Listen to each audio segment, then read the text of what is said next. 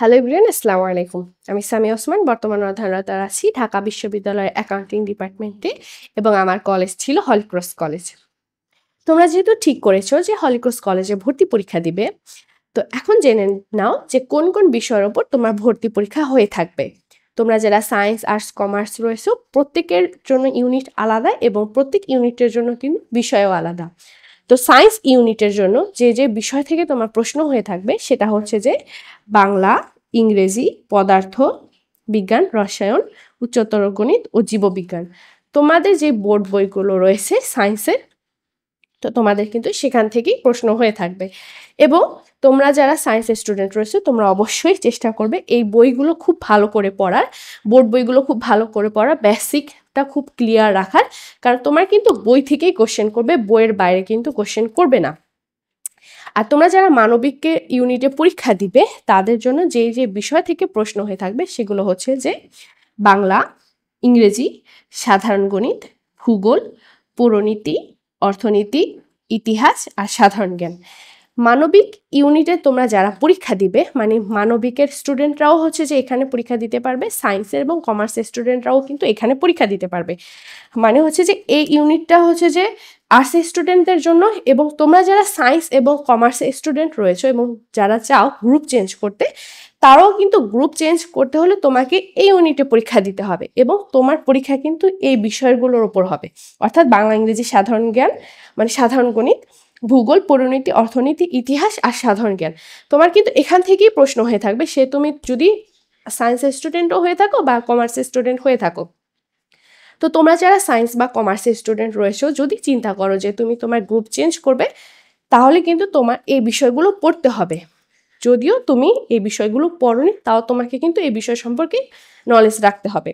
আর তোমরা যারা ব্যবসায় শিক্ষার্থী রয়েছো, মানে কমার্সের স্টুডেন্ট রয়েছো, তোমাদের হচ্ছে যে বইগুলো থেকে হচ্ছে যে মানে যে বিষয়গুলো থেকে প্রশ্ন হয়ে থাকবে সেটা হচ্ছে যে বাংলা, ইংরেজি, সাধারণ গণিত, হিসাব বিজ্ঞান, ফিন্যান্স ও ব্যাংকিং, ব্যবসা উদ্যোগ আর হচ্ছে যে সাধারণ জ্ঞান। তোমাদের জন্য হচ্ছে যে এই বিষয়গুলো থেকে হচ্ছে যে কোশ্চেন হয়ে থাকবে। এখন ব্যবসায় শিক্ষা ইউনিটে কিন্তু তোমরা সায়েন্সের স্টুডেন্টরাও পরীক্ষা দিতে পারবে। মানে তোমরা যারা সায়েন্সের স্টুডেন্ট রয়েছো এবং চাচ্ছ যে সায়েন্সে থাকবে না, কমার্সে চলে যাবে বা কমার্সে পড়বে, তোমাদের পরীক্ষা কিন্তু সায়েন্স ইউনিটের জন্য না, তোমাদেরকে তখন ব্যবসায় শিক্ষা ইউনিটে কিন্তু পরীক্ষা দিতে হবে। যারা সায়েন্সে রয়েছে তাদের জন্য বিজ্ঞান বিভাগ, যারা আর্টসে রয়েছে তাদের জন্য মানবিক বিভাগ, এবং যারা হচ্ছে যে কমার্সের স্টুডেন্ট রয়েছে তাদের জন্য কিন্তু ব্যবসায় শিক্ষা বিভাগ। হ্যাঁ, এই তিনটা বিভাগের জন্য কিন্তু আলাদা আলাদা, এটা হচ্ছে যে স্ব বিভাগ।